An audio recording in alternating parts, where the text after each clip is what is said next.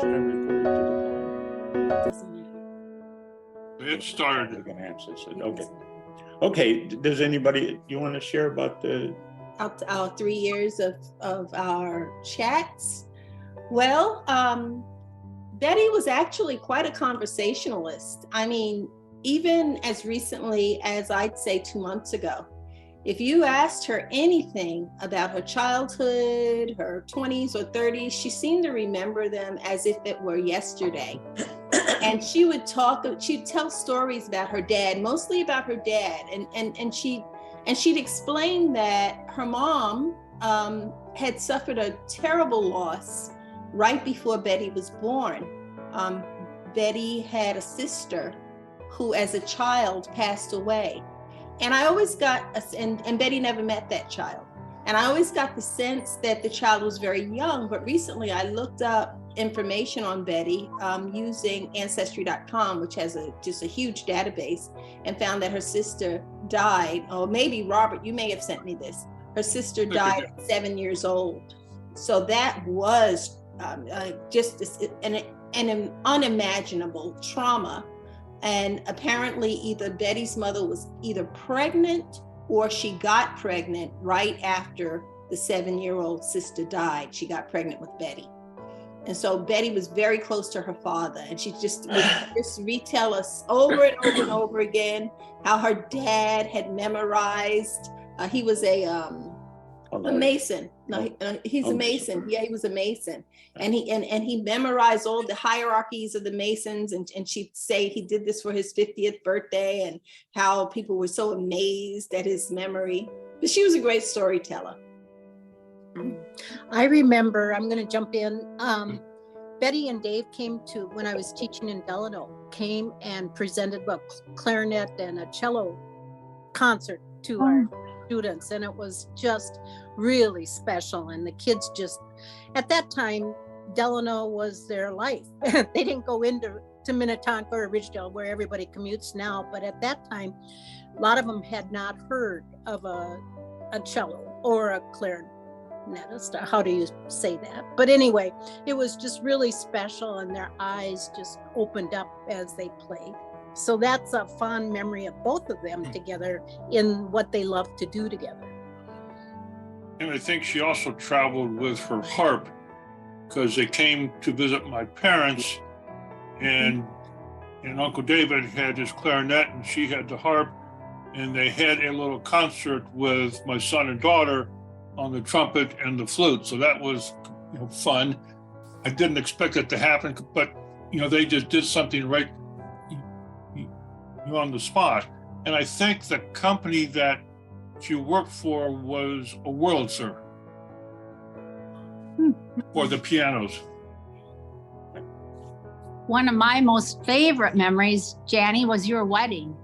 And the best part of the wedding was listening to Betty and David prepare the music. They were practicing while we were dinging around getting ready. It was just a most joyous time and truly a wonderful memory. Yeah. I agree, Joni, and it was outside, and the music, it was out in the woods, and the music was beautiful because of those two. It was very, very special. And then did she sell Tupperware? What? Really? Yeah, she did.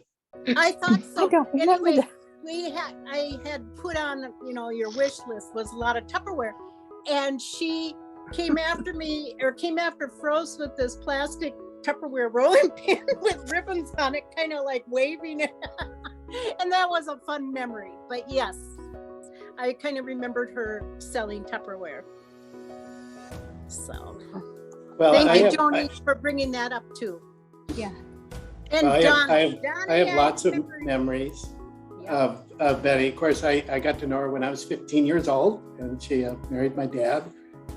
One of the memories that I have is going to Burlington, because of course I was born in Burlington, but I only spent about 2 months apparently there. Dick was there longer, and went to her family home and met her mother.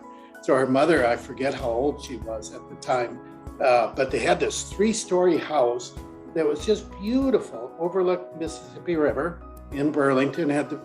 I can't imagine what it would cost today for that kind of house, big ballroom in the top. And I'd never seen a house like that because, of course, the house we had in St. Paul, Minneapolis was just a regular ranch style house.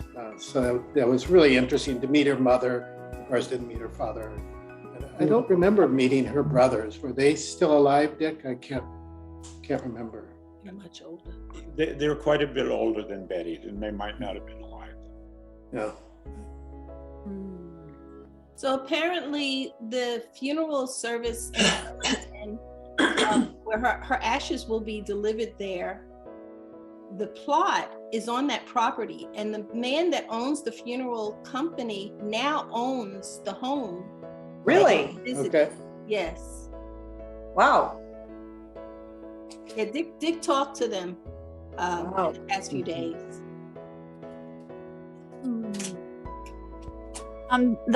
This is Pam. The last memory I had of Betty was when Dave and Betty came to our house. I don't remember when that was. Don, do you remember? Yeah, we came up to my 30th high school reunion. And then we stayed there a little bit, visited you guys. So 2006. 2006. Oh, okay. All right. And it was just fun seeing them. They're always, Dave and Betty were always so full of energy and so engaging and always smiling. And it was just always so nice being around them both. So that's what I remember was that last time. And I remember Norm came. Joni, you were out of town. But I think Jan and Feroz were there. Yep. Yeah. Yeah. Kendra and Gwen were there too. Mm-hmm. Oh, that's right. Oh my gosh. I don't Yeah, think we I have had any quite- pictures. I don't From that. know. I mean, I put up the pictures that I had, but of course, we didn't have iPhones and all those kinds know. of phones. So you had to carry your camera, which Yeah. we didn't as much. Right. But what pictures I do have. It was quite warm. I remember. Yeah. Yeah. I Yeah. remember the army of little dachshunds. Now, Little what? now Little dachshunds. we have a border dachshund, yeah. collie. Oh, pretty. We have a border collie now. Very different situation. Aren't you? I have a, this is Elaine, Hi, Elaine. and I remember their wedding. And Sarah was there, and Megan and Heather. And that was a happy time. And all the young people went down to tour Snake Alley, I think it was called, in Burlington, because it was a street or a road that curved down.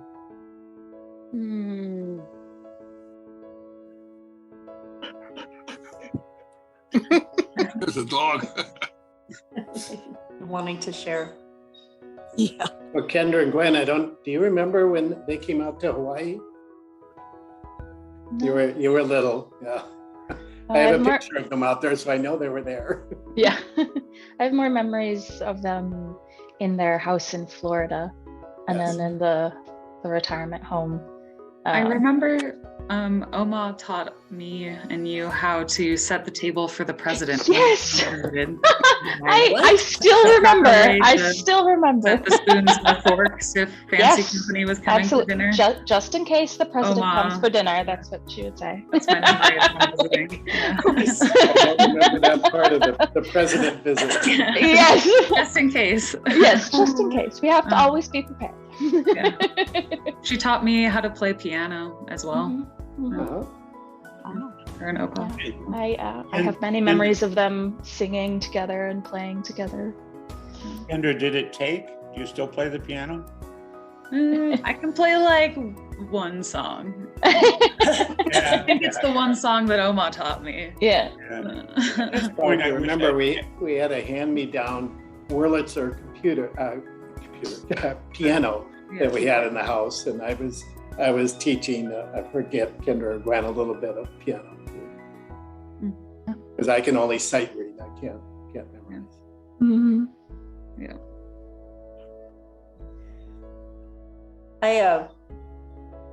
I wish I had a better memory for the specifics of her stories. I can just tell you that I enjoyed every one of them.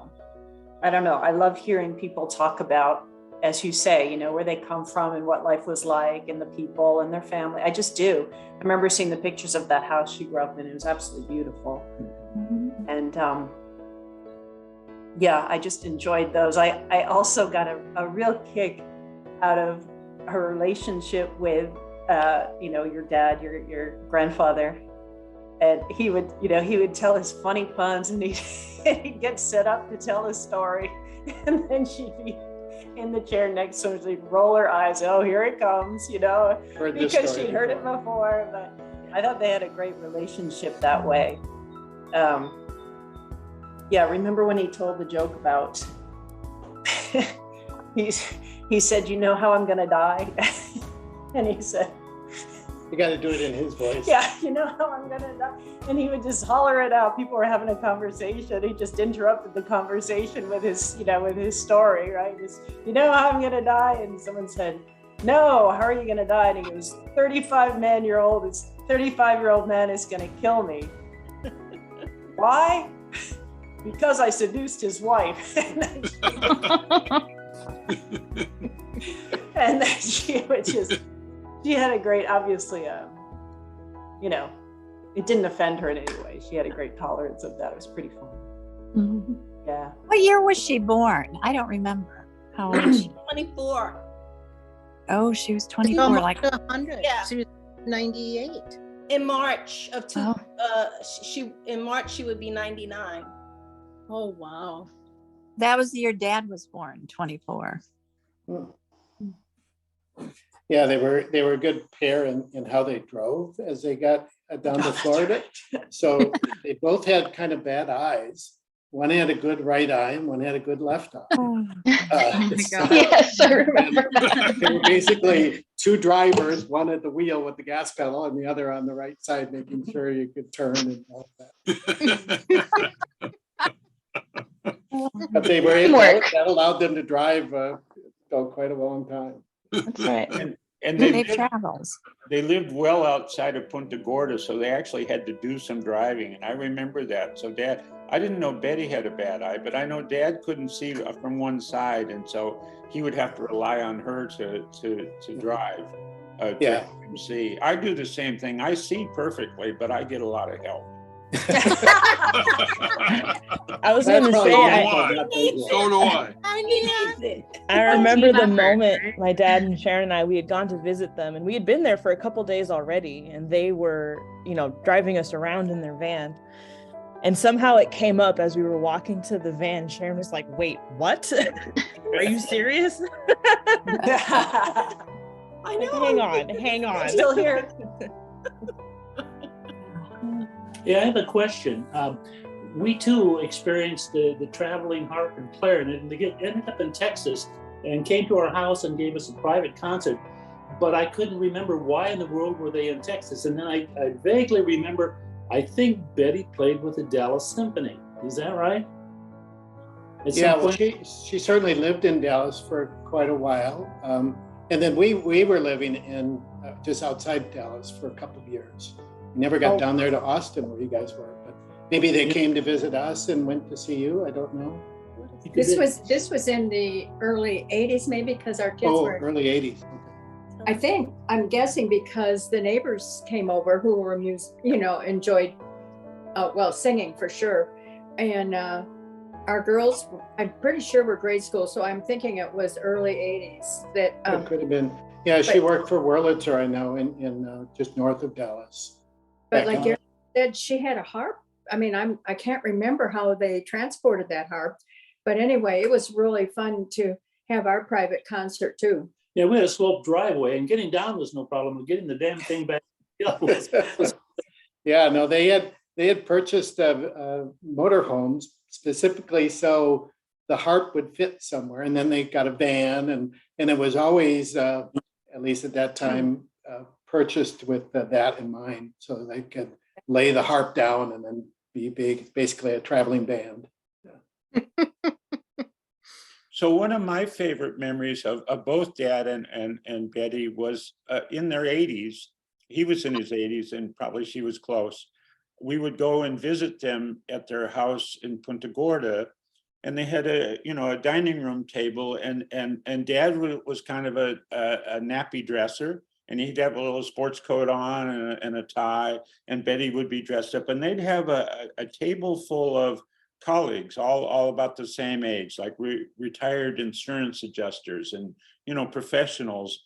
And they spent years creating the Charlotte County Arts Center, you know, a nonprofit thing that, you know, and it was like a template for us of how to live in retirement. I mean, I don't think Dad actually ever retired until in his late 90s. And, you know, and they would be there conducting business, and Dad would email me the text, and I would make a newsletter for him and send it out to his 500 people. And it was just fun to see, you know, them alive and alert. And then every night they would go out and swim in the pool they had in back. And Betty swam like Sharon does. She would just bob up and down. I know she called it swimming, but it was really just walking. Water aerobics. But I did. Yeah. Yeah, Dick, I think that's good to bring up that, you know, they called it the SEED program. I forgot what it's, Society for something Arts. But when they moved to Punta Gorda, it was a smaller place. And I think they kind of called it acultural. Didn't have a good arts and music community there. And, you know, there they were, organizers, administrators, and musicians in combination, both of them. And so they really started that. I tried to look up if SEED is still there. I don't see that nonprofit that they had, but the you know, the arts community is probably quite enhanced because they worked with the schools as well as the community as they had over their career. So yeah, it's quite a gift they gave. Yeah, a gift they gave to that place. So probably. Yeah, it was a gift they gave, and they got back too because it kept them alive. I mean, it was like a thing to do. They had newsletters to get out, they had money to raise, they had meetings to conduct, and I mean, it kept them vital. Yeah, because I kind of wondered why they moved there. They moved there partially because of Betty's relatives, but it was sort of this, you know, very different place than they lived the rest of their life, their career, because it didn't have a big arts community for them to go to. So they basically created it. Right. Yeah. You know, they were very involved in that community. When they moved to the retirement home, when Dave had his, I believe it was his 90th birthday, that was a huge party. I think, you know, at his party, he had more people come to his party than I could get to come to my birthday party. Sure, he did. Yeah, so, I think Aunt Elaine, weren't you there? Yeah. So, you know, women And live Joni longer. too. Go ahead, Joni too. Women live longer than men, and so when they had that party, it was Dad and 85 women. He was in high cotton. He was high demand. Yes.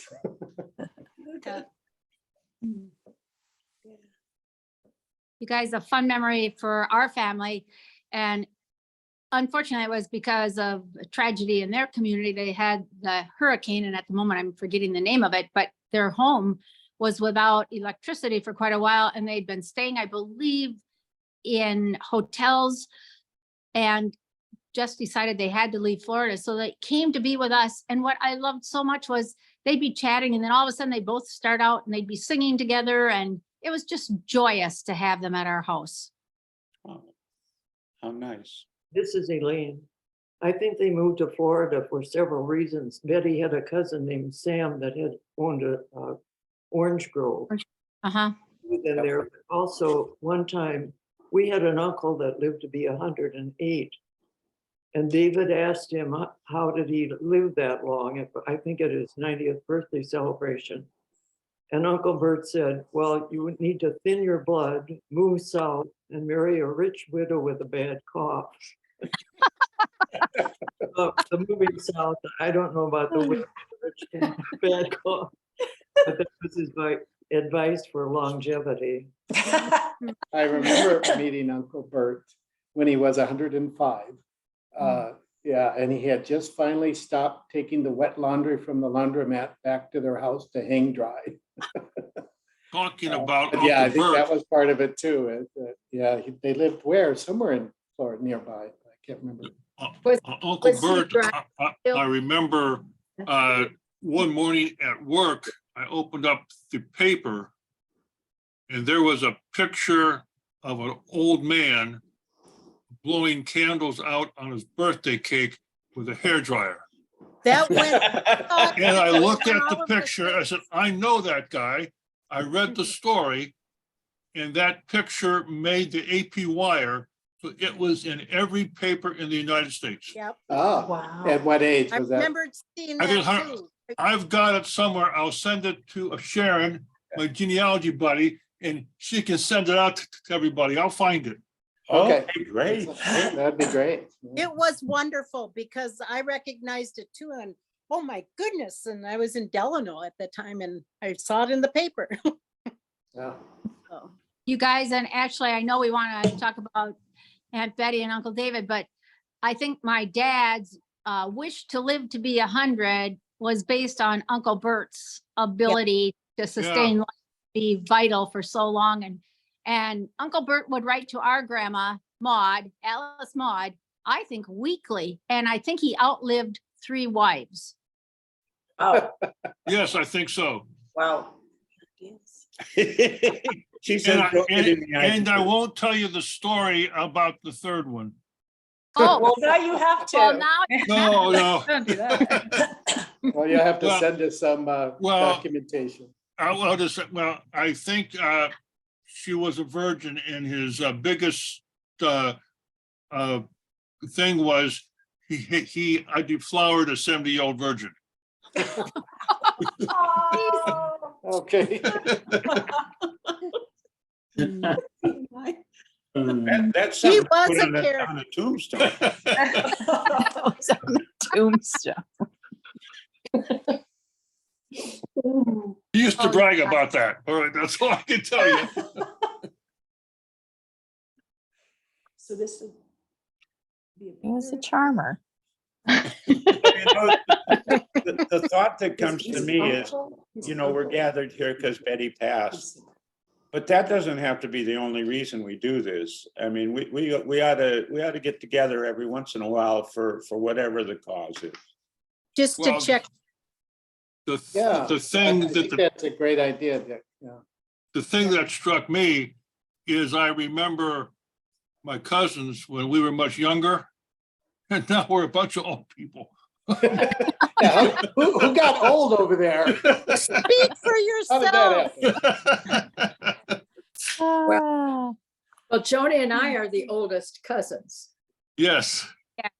They're 80 years old. Youngest cousin. 80 years Oh, young. yes. Yes. Oh, 80 yeah. years young, yeah.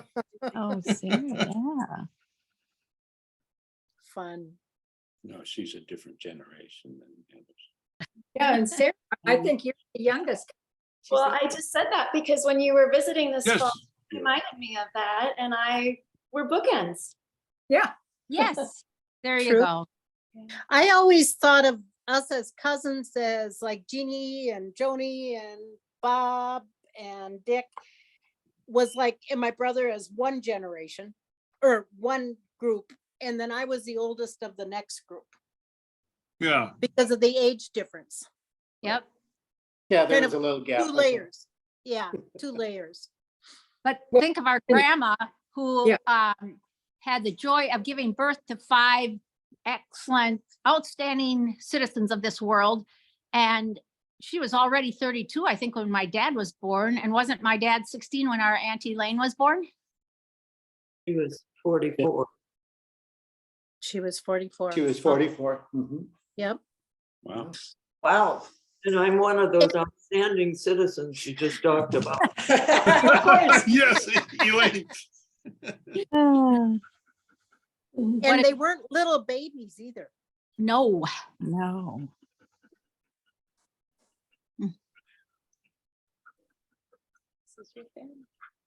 So, Don, Well, So we're in Hawaii right now. you're in Hawaii. Okay. Yeah, doing field work. Okay. Yeah, for a month or so. Nice. Elizabeth. It's good to see you.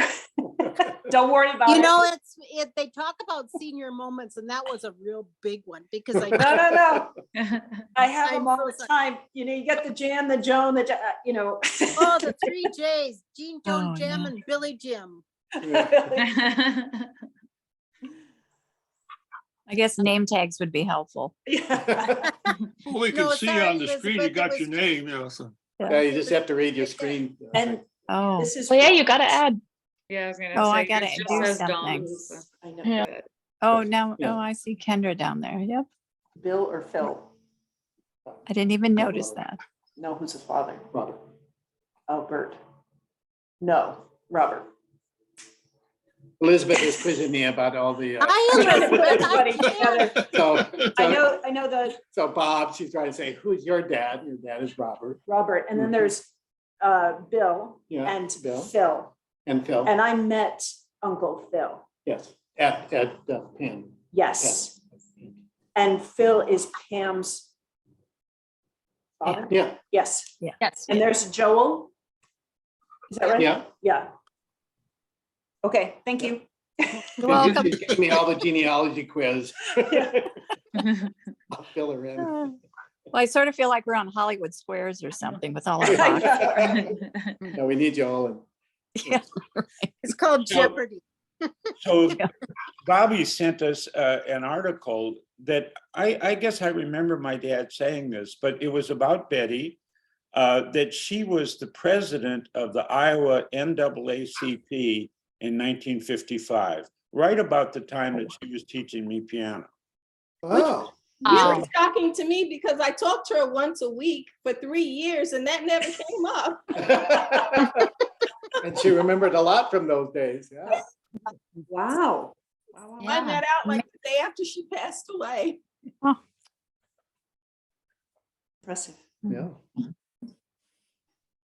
So she was Amazing. an interesting person Very who had interesting. a rich, full life. Very I mean, interesting. just almost made it to 99, and it was a good 99. The last years were, she was bedbound, but she was happy and content and doing okay.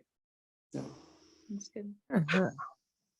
Yeah, and wasn't it great that she married your dad? Because she had been single for many years of her life. And it just seemed like the two of them had so many things that they could enjoy together and send that joy out to the entire community. What year did they get married? When I was 15, so that would be 65. That 50 years ago? So 73? I would say 73 because I remember that we have a picture of Megan and Heather and Sarah by a tree in Burlington at the wedding. And Sarah would have been about 3 years old at that time, and she was born in 70. So 73 is a good guess. Yeah, would have been.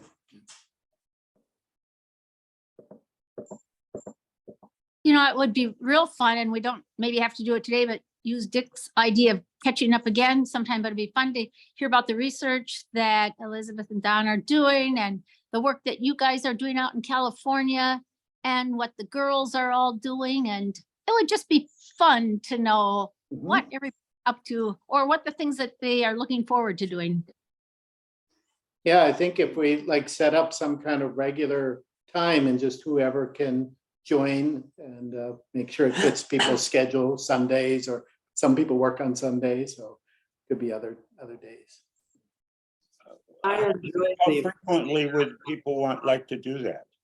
I enjoyed the review of the play that the three of you saw in recently. That came out with your LA Progressive.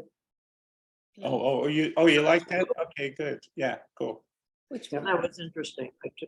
The one that came out this morning? No, it came out just this last week or so. The Yeah, video yeah. went to a play. No, I think the one we just went. Yeah. So what we've been doing, we run a website. We have two, and one of them's called Hollywood Progressive. So rather than keeping our nose endlessly in the news, which is pretty grim, the three of us, Nia, me, and Sharon, have been going to plays because we like to go to plays in small theaters, especially. and we go together. And so then we've started tape recording a reaction to it. And I add a little simple review of it so we can have a place to embed it. And that's a lot of fun. And we try to see plays that have a political slant to them.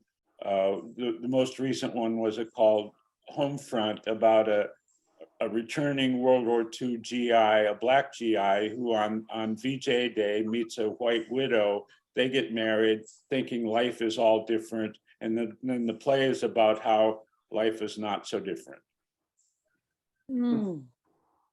Interesting. And so you just do sort of, I've seen people do that, reactions to a play or movie. Yeah, we're sort of like play critics, and Yeah. you know, a lot of the local playhouses, they appreciate that we publish these information. In fact, they contacted us after we made it and asked us if they could have the tape, the video, and Dick sent it to them. So soon you'll be getting free tickets to a place. Oh, nice. Yeah. That's my So that's the strategy. All right. It's not I am. I could get play tickets for free now, but that would require that we do a really full review. Right. That's true. And I'm kind of lazy, so you know, I'll cough up to $20. Yeah, then you can do it however you want, when you want. Yeah. Or not at all.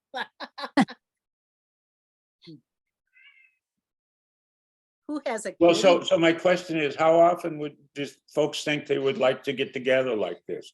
I can arrange it, or somebody else can? Stop it. Any thoughts? Every couple months? That'd be excellent. Yeah, every couple of months. Okay, so I'll put it on, early on, I'll put it on the calendar for a couple months from now. And I'll leave it up to somebody else to figure out the topic or presentation. I'll send out an email and people can put their ideas together about what they want to talk about. I do think people would be interested in knowing what Don and Elizabeth do in Hawaii. They say they're working all Yeah. I kind of on the beach looking at the ocean. Yeah, that's what they're doing. We'll take pictures so you can see what. Yeah, they're you really see doing. the pictures. Yeah. It's called observation. That's right. Observations need to be made in There all are- biological systems. There are lots of beach critters that need to be studied. Especially when you're sitting down on the sand watching them. I did have this fantasy With a of refreshment. doing yes. that, of studying the distribution of beach insects That's right. across the Pacific, and you just have to go to all these small little islands. I Yeah. haven't figured out to do that though. I don't know what's wrong with me. So when Nia was a little kid, maybe 8 or 10 years old, maybe 12, we took a trip there to visit Don and Elizabeth, and it rained 11 inches of rain overnight. Mhm. Well, And so we went swimming the next day in this little cove, Nia and I did, and we didn't realize that there was somehow some kind of stream that came under the road and went out there, and we're swimming, and the water suddenly was very cold. And we're headed know where that straight is. toward Antarctica as fast as we could go. And we're both pretty decent swimmers. And Sharon is on the sand, you know, going this way. Yeah, because the locals were telling me how to direct them, because the locals could see them. They'd been out there for quite a while, and the locals understood exactly what was happening. They were trapped in a very dangerous situation. Yeah, riptides. Yeah, but the locals were able to help me to direct them out of danger. Wow. Well, Dick, do you remember going down to what's called Waipio Valley? Oh gosh. Oh, That's where we saw the wild Raging horses. river, and you said it was the most adventure you'd had since Vietnam. Oh, wow. And- Yeah, Oh, we're I do. eating I- wild yeah, I- horses. yeah. Oh, yeah. Yeah, it was a river that we We had crossed to a river. cross it, and it was kind of a challenge. Yeah. Yes, very much. Kind of. Kendra and Gwen will know these places. yeah. We were only like waist deep in mud hiking. Yeah. But I remember Nia fed one of the wild horses, one of the young horses, an apple, and it got hyper and chased me around. Yeah. It dove under the truck that belonged to a bunch of locals, and they were all laughing at me. And I was like, that horse is literally chasing me. Yeah. And then there was a mule or a donkey or something that wanted to get intimate with all the horses. And we were asking the kids, look away, look away. That's why Pio Valley. Was that the same trip when we got back up to the top and we got back into the Jeep and Don could not get it in reverse? Yes. And we kept inching closer and closer to like the cliff edge. The precipice. I remember that. I don't remember that. Sharon and I were in the back seat, and Sharon In was the back, they would remember.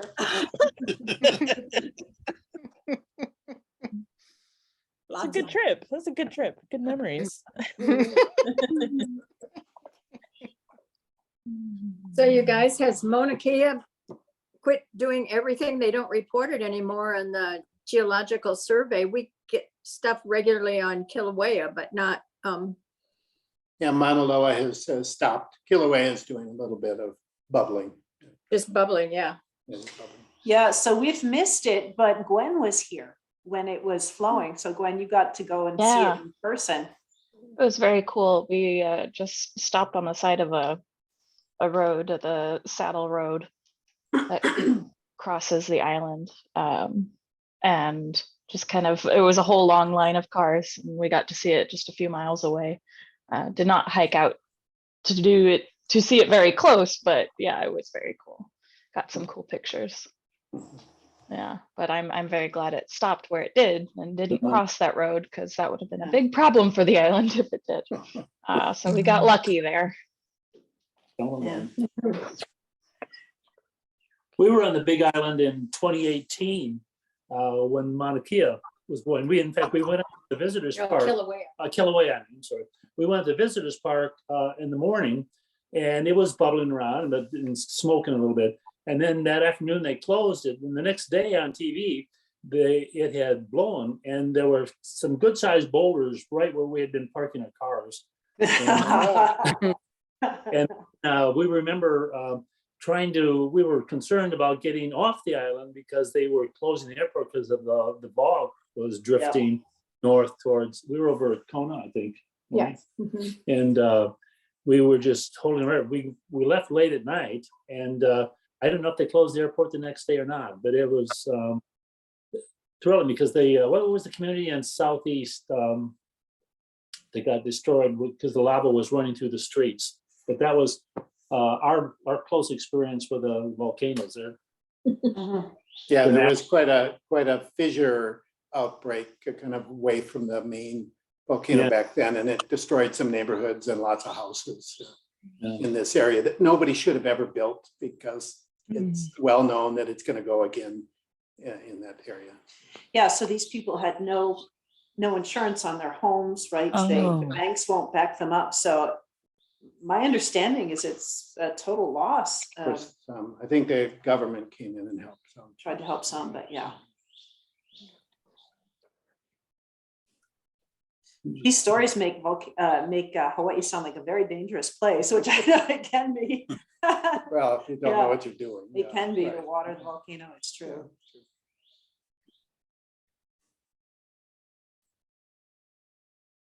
I think our 45 free minutes might be up soon.